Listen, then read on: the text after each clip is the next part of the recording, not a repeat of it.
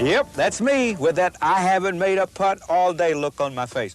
I'm sure you've experienced that also. It's frustrating when you can't make a putt. Happiest moment of your life when you can. I played this tour for 23 years and I don't understand it yet. I tell you, when you go along and you can't make a putt, it's very frustrating. This putting game has brought down emperors, kings, presidents, right down to their knees. And when you're putting good, you can compete against myself, Arnold Palmer, Jack Nicklaus, Gary Player. It really doesn't make that much difference. You get out onto the golf course, first hole is a par 4, 400 yards long. You hit a tee shot down the middle of the fairway. Now you hit the second shot up onto the green. You 2 or you 3 putt. You figure, boy, that's really something. I've gone 400 yards in 2 shots, and it's taken me 3 more shots from 20 feet. Whose fault is that? That's your fault. Why? You've probably never had a putting lesson. You've probably had hundreds, thousands of golf lessons, but never one on putting. 2% of the 18 million golfers that we have in this country have had putting lessons. The rest has been on driving and irons and chipping and bunker play. Now, if you're into numbers, and we're in the computer era, 14% driving, 50% is putting. What are you going to do? Certainly, you're going to start working on your putting a little bit more. Don't avoid that putting green. It's not a minefield. That putting green is there for one reason, for you to get the texture and the speed of those greens that you're fixing to go out and play. You want to work on technique, and naturally you want to work on your stroke. Just the other day, we had a little game out here, and a couple of my buddies, after we finished up, said to me, Lee, do you know that you had 24 putts out there today? And I tell them, I says, well, I was kind of lucky. And they said, you know, you're a great putter. And I said, no, a great putter I'm not. I am a good putter. And they wanted to know what I attribute that to. And I said, well, I'm able to read greens. And my technique is very good. So the discussion got a little heated, and they wanted me to go down on the putting green and show them what I was doing. And I said, no, I'll tell you what I'll do. I will give you a putting seminar tomorrow. So you bring your wife, your girlfriends, your neighbors, your mother, and your father. And I will show you the techniques on the putting green. So that's exactly what we did. And we want you to share it with us. We want you to see and maybe pick up some of the tips that they picked up. And this is the way it was. To be a good putter, though, you must be able to read greens. And this is what we have on this table here, the types of grass that you're going to putt on around this country today. And let me show you what to expect when you get on this type of grass here. Now, as you can see, the first slab of grass that we have is what we call Bermuda grass. It's a 328, and it's from the Bermuda family. Now, there's a 328, there's a 419, there's a dwarf tiff, but it's still Bermuda grass. This is like having roses in your backyard. You may have different types, but a rose is a rose. Now, the thing about Bermuda grass, you will find this here in the desert. You'll find it in all the southern states. You'll find it in Arizona, New Mexico, Texas, the Gulf states, and Florida. Once you get north of the Dixie line, you're not going to find this type of grass. Now, this grass has a tremendous amount of grain in it. Always remember that the grain on Bermuda grass will grow towards the setting sun. It'll go west. So if you're playing Bermuda grass, find out where west is at, because that's where the ball is going to break. As you can see, the grain on this grass is going that way. To take this ball, it's a very slow grass, you have to tilt this quite a bit to make this ball roll. Now, if you turned it around the other side, you almost have to tilt this ball down, or this grass down much more before it gets to roll, because it's going against the grain. This is what we call a Bermuda grass. Remember, the grain will always go west, so you have to respect that. This particular one that we have here is dormant Bermuda. So if you're playing a golf course with grass this color, you better get another membership, because you're going broke. Believe me, you shouldn't be putting on this. Believe me, this will go dormant about the first frost. What we do is we overseed, which is this grass that we have here, which is 328, except it has been overseeded with a ryegrass. They put this on, and this baby comes out in about 7 to 8 days, and you'll end up with what we call a ryegrass. Ryegrass grows straight up. That's why the ball will fishtail on you. When you hit this putt, that ball will fishtail on you a little bit. You've got to be very firm with this putt. You don't have to play nearly as much break. Now, you have to really lean this to get that ball to roll off this piece of grass, because it's very, very slow. Right here. This is what we call an overseed. Now, this is bent grass. This is the most common. Where are you going to find this? You're going to find it in the north. You're going to find it in the northeast. Well, you'll find some greens in Florida, in Texas, Arizona, and here in the desert with this. Bent grass is very fast. The blade is very soft. Not a lot of grain on this particular green. Watch this ball. I just barely have to tilt bent grass to get this ball to roll down. It does have a grain, but the grain is very soft. The blades of the grass are very soft, so you don't have to really play that much grain. Now, grain on bent doesn't grow towards the setting sun. Grain will follow the flow of water. It'll grow downhill. So you could have a 30-foot putt on bent grass and actually have the grain going 2 to 3 different directions. Yeah. Any questions with the grasses, Doc? Would you mind repeating again how you determine the grain on bent grass? We all have trouble with the grain on bent grass. Doc, as I mentioned a moment ago, the grain on bent grass will always follow the flow of water. It grows downhill. Now, you could have a 30 or 40-foot putt, and the grain actually goes 2 to 3 different directions. You don't have to be concerned with that, not like Bermuda grass. Bermuda has a very, very stiff blade. Bent, that blade is very, very soft, so don't concern yourself with it. Any other questions? Is it true that the light of the green, different colors of the light of the green Go makes ahead. a difference? What was that? Is it true that the light of the greens will tell you about the grain or which way the grain is going to go? Yes, it is true. But the problem with that is you can't, if the sun is out. Yes, if you're looking at the green and you're looking out over the green, and all of a sudden you see the green very glassy, then chances are you're going down grain, because you're looking at the top of the blade of the grass. Now, if you walk on the other side and look back into that grain, it'll have a different color to it. It'll be dark, which means you're going against the grain. But you don't have to really be that concerned with this grass. If you're, like I said, if you're putting 328, all you have to do is find out where west is. And you know you're going to be down grain or cross grain. But bent grass, look at the contour of the green, because if you're going downhill, you're going to be with the grain. If you're going uphill, you're going to be against the grain. Yeah. I'm going to take you out on the golf course now, and I'm going to show you how to read a green. And then we'll come back, and if you have any more questions, okay? Well, we're down here in a portion of the golf course where the sun is out, man. We were over in the shadow a little bit. How many times have you seen a golf professional approach the green, and his head is going from the right to the back, to the left, to the front, to the left front and everything? And people in the gallery are always saying, look at him. He's looking for his neighbor or his girlfriend or his wife, or he's trying to get a few phone numbers. No, that's not true at all. I'll tell you what we're doing here is we're approaching this green, and at the same time we're surveying it. We want to know which way that putt is going to go. It's easy as you're walking up that green to look, and you can see all the undulation in this green. and you're able to tell approximately which way that ball is going to go. I mean, it's not very difficult. But the problem with you is that you're riding a golf cart. And it's not by choice, actually, because a lot of the golf courses that you play today, mandatory to take a cart. So you approach the green, you hit your ball up onto the green, you jump in your cart, you drive to the back of the green, grab your putter, you come down, you fix your ball mark, hopefully, and then you mark your ball, and actually you're right on top of your putt.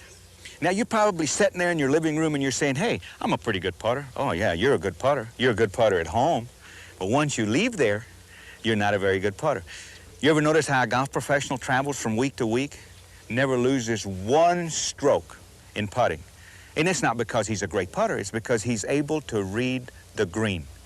And this is what we want to talk about in this segment. You can have a stroke like Ben Crenshaw, and if you don't know how to read a green, you're not going to make a putt. It's like driving home from your office in the evening. You know exactly how much time it's going to take you because you know how you're going to go. If you have 10 red lights on your road, you know how fast to go to make all the red lights. If I sent you home tomorrow, a different route, you don't know how long it would take you, and you would probably get lost. Now, there's two greens that you have to think about when you play golf. One is the old greens, and two are the new greens. We're not talking about grass here. We've already talked about that. We've talked about Bermuda, we've talked about bent, and we've talked about ryegrass, which is just a Bermuda that's overseeded. This is exactly what we are standing on here. Now, I think the old greens are the most difficult ones in the world to read, and the reason for it is because they're flat. They're round greens and they're flat. Oh, they'll slope a little bit. They'll go from back to front. Maybe you'll have a little uphill putt, but it won't be much of an uphill putt. The reason that these greens are flat is because of drainage. In other words, they want them to retain water. We didn't have all the irrigation systems that we have today on the golf course, so they have to retain water. It's the hardest putt in the world to make, is a straight putt. I've always said that because you can't make a mistake on it. Now, there are some things that you can look for when you want to read a flat green. First of all, you have to look for just lakes. If there is a lake on the right or the left side, or there's valleys, or there's mountains, or you're on the East Coast, or you're on the West Coast. But if it's a permanent lake, chances are that that ball is going to break towards that lake simply because of erosion. Everything drains that way. Now, that's one of the things that you have to look for. The other thing that you want to look for is bunker placement. How many bunkers are around the screen? Do you have two bunkers, one on the right, one on the left? Do you have two bunkers in the back of the screen? Now, you have to take the screen, you split it in half. So if you're actually to the right of this line, chances are that putt is going to break from right to left. If you're to the left, chances are that putt will break from left to right.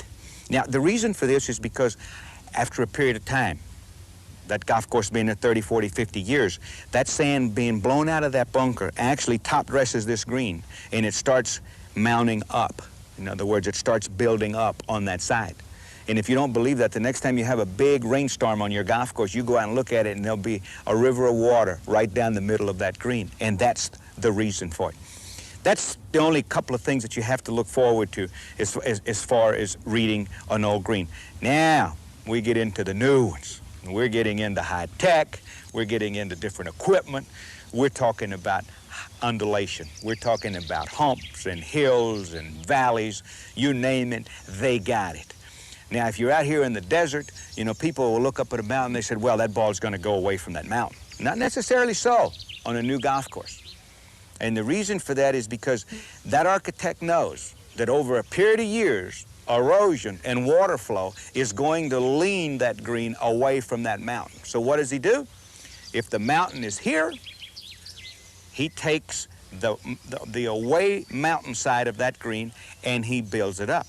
So you could be playing in Colorado, New Mexico, Arizona, Southern California, and that putt could break towards the mountain.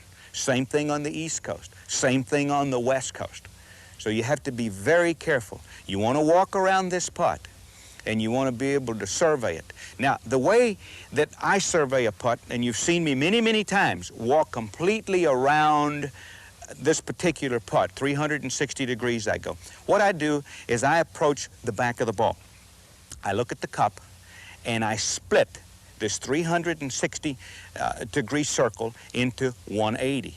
I don't read anything past this line. I look at valleys, or I look at humps on this side. I look at valleys and humps on this side. And then I determine which way that ball is going to break. That's the reason that I go all the way around. So there's just a few things that you have to remember about reading greens. On the old greens, watch for natural bodies of water, the ocean, or mountains. It'll break towards the water and it'll break away from the mountains. When you get on new golf courses, don't get fooled, because that putt could go towards the mountain and away from the water.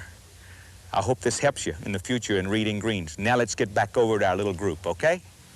Anyone have any questions on reading greens? Lee, I have a question. Sure. How can I adjust for the different textures on the grass on the different greens from one course to another? Well, the first thing that you have to do is you have to find out what type of grass, in other words, that particular golf course has on it. And you can do that by asking the golf professional. If you're playing a strange golf course, very easy to go in and say, what kind of greens do you have here? And this is why we cover the different types of grasses that we have. Because if that pro says, well, this is 328, it's a tiff, then you know exactly which way the grain is going to go. It'll influence the second shots also, because if the second shots you're hitting west, it's going to hit on the blade of the Bermuda grass, and the ball's not going to check as fast. And if you're hitting it east, it's going to check much, much quicker. The other way, too, is don't avoid that putting green. Go to that putting green and try to hit a few putts, long ones and short ones, and try to get a feel. Any other questions? Yes, Lee, I didn't quite understand when you were saying about the ball breaking toward or away from a lake or the ocean. Well, everything has to do with the maturity of the golf course. How old is the golf course? Is the golf course new? You can get right on the ocean, build a brand new golf course, and the ball will not break towards the water, and people don't seem to understand that. The one thing that you have to remember about golf courses that have been built for many, many years, like a Pebble Beach or a Torrey Pines, is that the erosion has moved those greens towards the water, so the ball breaks towards the water. All new golf courses generally will break away from low spots. They'll break away from the water, because if that golf course, as it gets older and it matures, it's going to lean that way, because that's the way the water is going to flow. So all the new courses will have mounds build up on the water side. So you can find new golf courses, and that ball will break away from the water. Same thing in the desert. If you get in a mountain area, they will build the high side of that green, in other words, away from the mountain. So you could play a new golf course in a mountain area to where it would break towards the water.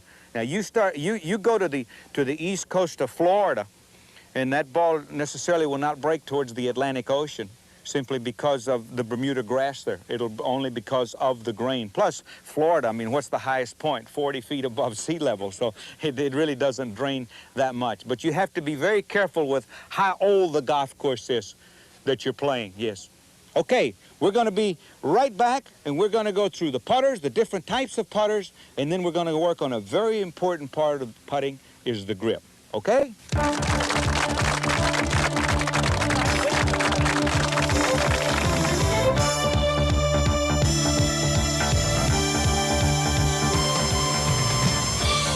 Okay, is this the way you guys do? No, I don't think so. Maybe this way. No, maybe it's this way. Now, I'll tell you what I'm going to do. I'm going to putt it this way. That way I can't shank it. He made it anyway. No, I'll tell you what. I hope I never have to go to one of these putters. Look at here. Now, this is actually the way that you do it right here. And if you don't have a good time with it, really doesn't make that much difference, does it? But if you can't putt with one of these, you could always go home and rake your leaves. When you talk about putters, I want you to look at this. I want you to look at this. You think this looks like your garage, doesn't it? Huh? I guarantee you've got probably just as many putters that you see displayed here today. I'm telling you, we have got center shafted putters, we've got mallet head putters, we've got heel to toe weighted putters, we've got long putters, we've got short putters, we've got putters with round grips, with pistol grips, with flat grips. I mean, they're made out of copper, they're made out of steel, they're made out of wood. The question has always been, what is the best putter for me? Why do they make so many different types of putters? Is one putter better than the other? I don't really think so. I think the secret here is eye-hand coordination, being able to get a putter and put it down on the green, and being able to line that putter up to your intended line. I don't think one putter is better than the other. I think it's all self-preference. But you're always looking for that little edge.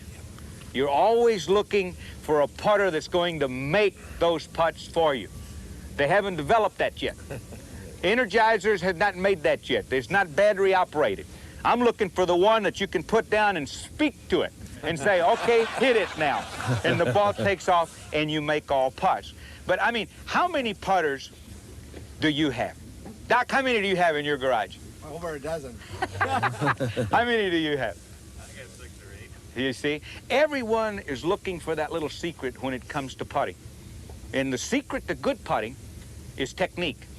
It's having the right grip and the right attitude as far as putting is concerned. Confidence. Now, they've developed these putters to where now they have what we call a heel to toe weight. What does a heel to toe weight mean? What does it do for you? Well, my opinion is it gives you a bigger sweet spot. Simply because, as you can see here, the cavity is completely out and all the weight is on the toe and on the heel. And a lot of people always ask the question about putters, well, should a putter be stiff shaft or should it have a whippy shaft? I'm not really into what type of shaft that I should have. I like a stiff-shafted putter because these greens are so fast now that you can't really have anything giving when it comes to hitting a putt. You know, one of the reasons that most people have so many putters, as we said a moment ago, is you're looking for that little secret. And isn't it funny when you buy a new putter and you putt great with it for about 2 weeks and then you start putting poorly with it again? We have an old saying, it's getting to know you. You see?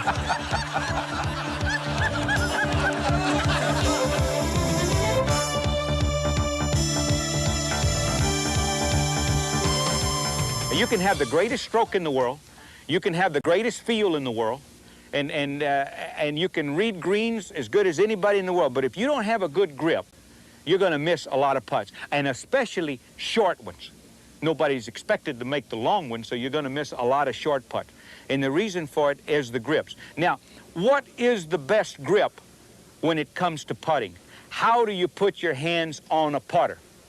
Really, it doesn't make that much difference, because I can name you a tremendous amount of golf professionals over the last 30 years that have won a lot of major championships with different grips. The one common thing that these players have is where is the left hand facing.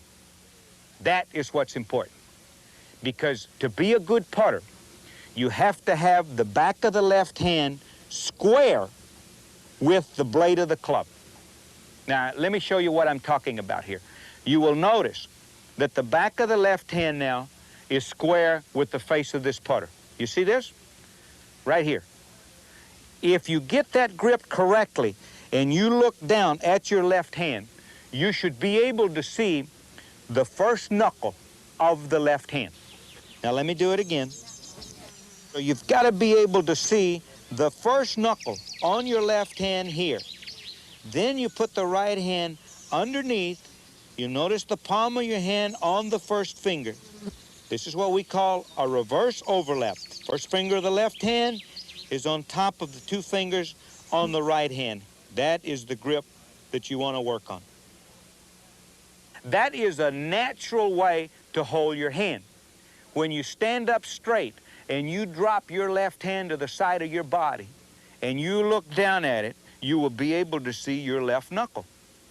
In other words, I don't care if somebody twists your arm or whatever. When you drop it, you'll be able to see the first knuckle. That's why when you put it on that putter, you should be able to see that first knuckle. Now, this is what we call a very square left hand. Now, if you're not able to do that, and you say, I have been putting my entire life with my left hand underneath, I can't see any knuckles on the left hand. My back of my left hand is working here, back behind me. Okay, to compensate for that hand being in a weak position, as we're talking about here, then we're going to have to make the right hand strong where we can't see a knuckle on the right hand. You see, because now one complements the other one. The one thing that you have to be very careful with on a grip is that if you have what we call a square grip here and a strong grip with the right hand, you're going to pull all your putts. And you're going to pull them simply because you have a strong left grip and you have a strong right grip. And two strongs are not going to make a right. Believe me, they won't make a right. You will hook every putt. The same thing will happen to you is if you can't see a knuckle on the left hand. Say your left hand is what we call weak. It's underneath, and it's the back of the left hand is pointing here, and the blade is going towards your intended line. And your right hand now is weak also. So now you can see the knuckle on your right hand, but you can't see the knuckle on your left hand. Now this is what we're talking about, a weak grip. Weak left hand, weak right hand. Now what's going to happen to you? When you stroke that short putt, those hands are going to want to come back to their natural position, and you're going to miss everything to the right. So when you finish playing every round of golf, and you evaluate every short putt that you had, and you figure out how many short putts you missed,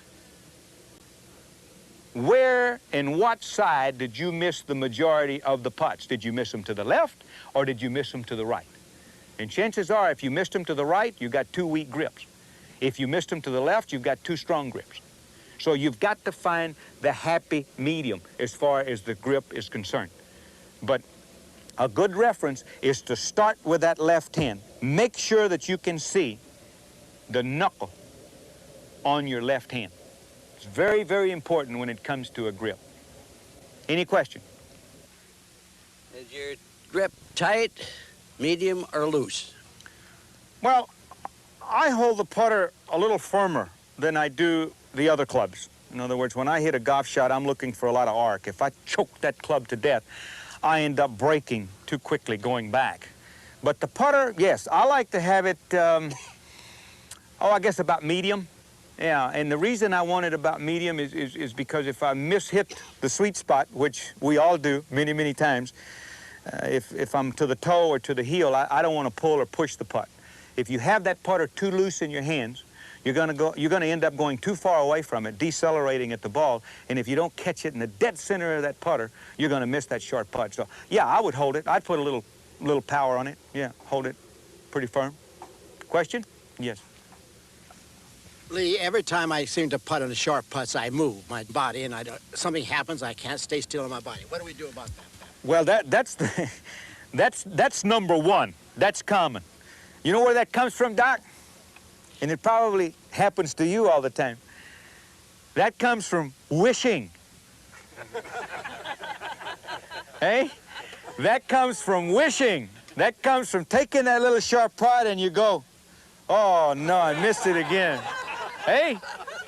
That comes from wishing. You understand what I'm saying? The greatest way to train yourself not to move, number one, there's many ways, but number one is to listen for the putt to go in. In other words, if you have a 6, 8-footer, 30-footer, makes no difference. Concentrate on that golf ball and concentrate on that stroke and stroke it and wait until the ball is gone and it's gone 3, 4 feet, or if it's a short putt, listen for it to go in. You'll be surprised how this will keep you from moving. Now, if you can't get out of it doing that, you understand what happens to you. If you move on the ball, what happens is you rock on it. Your head rocks on it. One of the greatest practice, if you want to practice on the putting green and you want to practice not moving, try to move your head backwards when you hit the putt. Let me show you just in a couple of little ones right here what I'm talking about here. I'm going to demonstrate what Doc was asking here about moving. Watch my head here. Most people take the putter back, and as they hit it, you see that? You see how the head, it almost rocked on you. What happens now is this elbow gets out and the shoulder gets on top, and you're not going to hit a good putt. You're not going to hit a good putt whatsoever. You're going to make some, but not many. If you're moving and can't get out of it, try to get yourself, as the putter is going forward, see if you can get your head to move backwards. You see that? It won't move backwards. You think it's moving backwards, but it won't move backwards. What's happened here is that it's quit moving completely. So a good habit to get into is to take it and go forward and back. You see that? Forward and back, and you'll quit moving on it. Another way, too, to catch yourself, if you're on the putting green alone and you want to work on not moving on the putt, take another club with you, okay? And as you get ready to putt it, put that putter just against your leg here. You see that? And by having that putter on the leg, you will never move a muscle because it'll fall, you see, if it moves. I remember a friend of mine one time designed a deal on top of your head, so if your head moved, it beeped. Okay? We're going to take a break now. We're going to be back in a moment.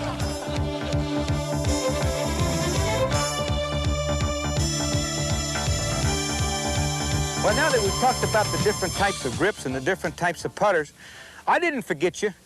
I'm going to show you what the basic setup is all about. I'm going to show you where the weight distribution should be, where the ball position should be, and where the elbow and shoulders should be. So first of all, I want to start with ball position. Where do you position the ball in your stance when you putt? Now, you have to keep in mind here that I'm talking about position on a flat surface. Now, this is not breaking to the right or breaking to the left. This is not uphill. This is not downhill. We're talking about a flat surface. Now, the setup is the ball position, my opinion, should always be just inside your left heel. You should try to keep your feet square to your intended line. It should be parallel with the line that you're trying to hit this putt on. You should have your knees flexed a little bit. You should always flex the knees just a little bit to have a little tension in your thighs here. Now, once you've established the ball position and you have flexed the knees a little bit, what about weight distribution? I know some of you are probably putting with too much weight on the right side and you're leaning over towards the right side. Some of you are standing with the same amount of weight on both feet. I like to lean over to the left just a little bit. I like a foundation. I want to keep that house up. I don't want that roof to cave in on me. So I want to get over on the left side. Maybe a 70-30 or a 60-40. It's just a self-preference, what you like. So once you've put that ball in that position, make sure that this elbow, the right elbow, is not floating around on you. Make sure that elbow is tucked in to the side. This will help you in a lot of ways. One, it'll reduce the backswing, which will give you good acceleration through the ball. Two, it'll keep you from picking that putter up. Get that elbow in to the side. The other is make sure that this left shoulder is high. You're holding the roof of the house up. Don't putt with a low left shoulder. If you're stroking this ball with a low left shoulder, you're going to pick the putter up. The putter's going to go up in the air, and you're going to chop down on the ball. Get that left shoulder up. Let me hit a putt for you here. Shoulder high, weight on the left-hand side, elbow in. Push it back and release it. Very, very, very easy to do. Now, again, we're talking about basic setup here.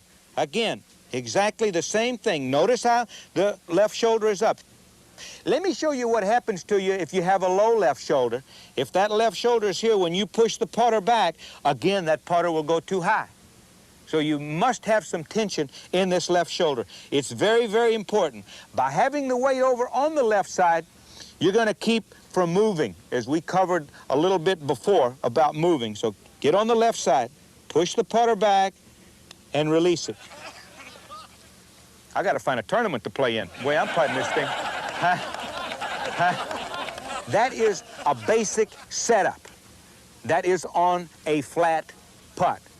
Now, the big problem with most people is that they use that particular stance and setup for all putts. And we're going to get into the breaking putts in just a moment. Does anyone have any questions on the setup? Lee, when I'm lining up my putt, where do I place the blade? Is it the heel, the middle, or the toe? Well, I prefer putting it in the middle of the putter. Most putters have lines or a dot on top. That's the sweet spot. That's where you want to hit that putt. Forget about that heel or that toe. Put it in the middle of that putter, and you're going to make a lot of.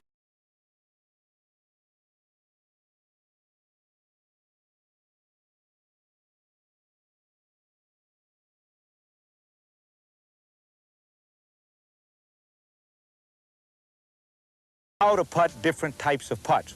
We're going to start with a straight putt, then we're going to go to a downhill putt, how to putt uphill putts. We're going to work on putts from right to left and left to right. But the most difficult putt to make is a straight one. And you know why? Because you can't make a mistake on it. If that putt is straight, that ball has to be hit almost perfect. Now, if you have a breaking putt, you can always make a mistake on it. Because who says that you read it right? I tell you, you think about that for a second. You can say, well, it's a little outside the right or a little outside the left, and you push it and you pull it, you read it wrong, and you made the putt. But a straight putt is very difficult to make because you can't make the mistake on it. Now, what we try and do on a straight putt, naturally, is we try to get into this putt with the putter on the right line.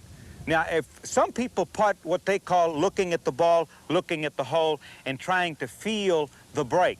What I try to do on a straight putt is try to pick spots. As I'm standing behind the ball and I'm lining this putt up, I'm trying to look for little spots in the green. It's almost like bowling. You know, you're always trying to bowl the ball over the first mark or the second or the third mark. It's the same thing in a straight putt. Is try to pick a little spot about 6 inches in front of the ball. Take the putter. Never look up at the hole. Take the putter and put the putter in first, making sure that the putter is dead square with that little spot that you want to go over. Take your stance now and get very, very comfortable. The most important thing about this stroke is not to move on it. Don't look up to see if this ball is on line. Take your stroke and keep your head down. Very important that you do that. So if you're having trouble on these little straight putts, chances are you're moving on it, you're trying to watch the ball go into the hole, and you're not spot putting. Okay? You've got to spot putt on a straight putt. One more time, so you don't miss this. I try to draw a straight line to the middle of the hole. Now, it's very difficult to square that putter up from the ball to the hole and keep it in a straight line. So what I try and do is pick out some little marks in front. For instance, this little mark here is right on my line. So what I try and do now is square my putter over that little dot and just pull the trigger.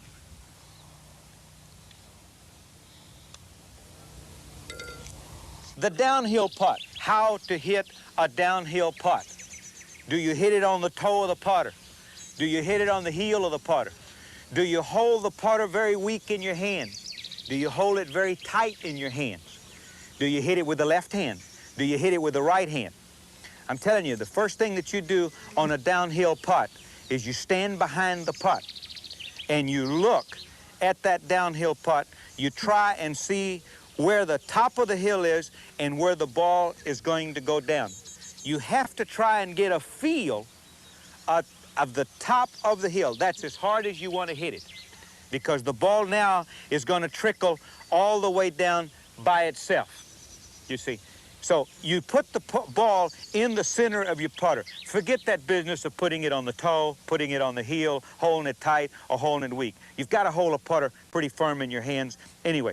The thing that you're trying to avoid here on a downhill putt is taking a practice swing. You don't want to take a practice swing, because by standing behind it, you have got the line, the intended line, recorded in your mind. So you want to try and grip that putter before you ever get up to a downhill putt. Walk up to it Again, putting the putter in first.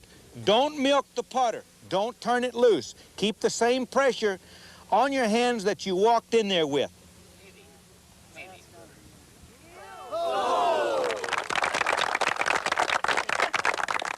Now, an uphill putt is very difficult for the average player and the professional too. And the reason for this is because they can never hit it hard enough to get up the hill. People tend to put the ball too far forward in their feet, and the position of the ball is too far forward. You must put the ball back in your stance. Now, the one thing that you have to remember about putting uphill is you want to try and strike the ball as the putter is coming down. Never hit up on a long putt. If you hit up on a long putt, you make the ball jump and it starts hopping. And if the ball starts hopping, then the ball is never going to get to the hole. It's going to run into the hill and it's going to stop. So think about the letter U. You're facing that U is on the ground. Now, where do you catch the ball? Do you catch the ball at the end of the U, at the middle of the U, or at the beginning of the U? I like to catch it about in the middle. So I put the ball back in my stance just a little bit. I hold the putter a little bit tighter than I would on the downhill. As a matter of fact, I squeeze the putter very, very tight. Taking the putter back again short. Don't take the putter back away from the ball so far that you're going to have to decelerate coming through it. Making sure that you strike this putt on the way down. Then you're going to have a chance of getting that putt to the hole. Watch this one. Right to left breaker. Now there's a putt that's got a tremendous amount of break in it. If you're having a lot of trouble with that particular putt, chances are you're missing it over to the left. And the reason for it is because you've probably got the ball too far forward. By having the ball too far forward, this means that when you're striking this ball, the putter is closing too early. With the ball being forward, you can't accelerate the putter out on your intended line. What you want to do here is square up to your intended line, which will be way to the right of the target, and then move your feet forward. This enables the ball to move back into your stance, almost to the right foot. This keeps the putter square and open as it strikes the ball. Now let me show you. Move it back into your stance. This will give you some acceleration. Ball starts out way to the right, comes to the left. Ooh! Let me show you again. You're not making this putt. Chances are you've got the ball too far forward. Take your position. Get ready to hit this putt and move forward with your feet about 3 inches. This will put the ball deeper into your stance. By having the ball deeper into your stance, you're giving the putter more of a chance to stay on line before it turns on you. Here, being able to stand there, hit it, the ball is going to go out on the break and take the break. Now, we're going to try a left to right breaking putt. Watch this one. That's got a little break to it, hasn't it? Hasn't stopped yet, has it? Here it comes. You know, most golfers hate left to right breaking putts. That's the ones they miss the most. And the reason for it is because they never get the ball on their intended line. Oh, they know it's going to break from left to right, and they know it's going to go 6 inches, a foot, 2, 3 feet, but they can never start the ball over on that line. A couple of little tips that may help you on this. One is you always want the ball forward. Try to play it off your left toe. Now, the reason for this is by having the ball so far forward that you're going to almost close the blade, hinge it, because you just can't get out there to get it. The other thing that will help you, besides putting the ball forward, get your hands as far forward as possible. Now, you're not going to push this putt if you do this. Now, make sure when you push those hands forward that the blade of that putter is square to your intended line. So push them forward and make sure that the blade of the putter stays square. By having your hands forward and the ball forward, the putter will close for you. The ball will start out on its intended line, and it will break to the right. And now we're going to talk about a double breaker. You probably just fell off your couch laughing. You said, man, I can't make one that just breaks one way, and he's talking about a double breaker. Well, double breakers can be quite easy if you think about them. Remember, when you get a double breaker, just concentrate up by the cup. What is the last few feet going to do on this putt? Don't worry about the first break. Chances are that putt's going to have so much speed when it takes off that it's only going to take about a third of the first break, and then it'll take 100% of the second one. Let me demonstrate this to you. I have a putt here that should start out a little bit from left to right, and then it should come back from right to left. Now you notice it didn't take a lot of the first break. Now here it comes back to the left again. Hit it a little bit too hard. But that's what you have to concentrate on a double breaker. Anyone have any questions on putting, on a certain type of putt? Yes. I'd like to know if you spot putt when you're playing a break, either right to left or left to right. Oh, yes. You can spot putt on any putt. It doesn't make any difference what kind of putt it is. I like the spot putt because it's very easy for me to line up a putter 6 inches away from the ball than it is on a 30-footer, and I'm looking at the hole, looking at the ball, looking at the hole, looking at the ball. Yes, I like to spot putt as much as possible. But it's very important on what I was talking about on a left to right breaking putt, because that's the most common that people miss. Yeah. Any other question? Lee, I've been having trouble with the yips lately. What can I do about it? Well, yips, whoo. Yips, you get to jumping around a little bit. Too much caffeine, believe me. That's what it is, too much caffeine. No, you know, that's a common thing with the yips. And you know, that comes from confidence. If you don't think you can putt, you're going to end up with the yips. And there's a lot of ways to get out of the yips. You know, they've got the big, long putter. That's why they've gone to the big 52-inch putters, because people have had the yips. But there's a couple of things that you can have.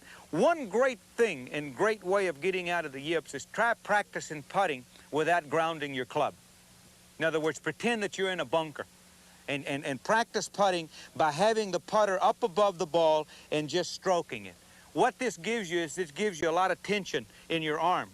The problem with the yips is people put the putter behind the ball and they relax it there, and then all of a sudden it's a shock when they have to pick it up and take it away. You understand? That's one way of getting out of the yips. The other way of getting out of the yips is I did a tip a few years ago about taking a wash rag. If you were washing your clothes and you had to wring the water out of your clothes, how would you do it? In other words, you're going to wring them out this way. It's a very good way of doing it. Putting your hands on the putter with palms up, face up at you, just like this. Pretend that this grip is got a lot of water in it, and you want to wring this out to get the water out. So what would you do? If this was a rag, you would go this way, wouldn't you? You'd go that way. Wring it out and hold it. You understand? And hold it. Keep that pressure just like you're getting the water out of it, and you will be surprised how smooth that stroke will be. And I think this is a couple of ways of getting you out of the yips. Yeah. Any other questions? What's the best way for me to go home and practice putting? You can go to my house right now in my living room. There'll be 3 or 4 putters up against the wall. There'll be golf balls on the floor. I hit putts right on the carpet. It doesn't make any difference if it's a thick carpet or a slick carpet or what. You can practice in the living room. That's the great thing about putting. You can do it in the office, you can do it in a hotel, you can do it at home. You understand? I mean, you always have time to hit a few putts. Work on a short stroke, Doc. You understand? Work on a short stroke. The shorter you can get the backswing, the more acceleration you're going to have through the ball, and you'll make more putts. Work on the ball position. Work on your work on the weight distribution. Try to work on this. And pretend that this ball breaks right to left or left to right, and work on putting the hands forward on a left to right breaker, and work on putting the ball deeper on a right to left breaker. I mean, there's a lot of things that you can do in the living room. The problem is that people avoid these things. They don't want to do them. They go out on the golf course and they said, oh, I'll make one here and I'll make one there, and they're frustrated when they come in. They hit the ball beautifully, and then they end up having 36, 38, 40 putts, and it just kills them. You see, it just kills them. Any other question? Lee, I've been using the same lightweight putter for about 15 years. Now that I'm playing on courses that have very large greens, I'm having trouble getting the ball to the hole when I have a long putt. Should I be using a heavier putter? Well, if you like that particular putter, and like my mother-in-law putts with a putter that she's been putting with for 40 years. She's never changed it, okay? If you like the putter, and most people like the old putter that they putted with, they can line up with it. you can put a little weight on it. They have strips of lead tape, and all you have to do is put them on the back of the putter and just try it. Just see if that is going to help you.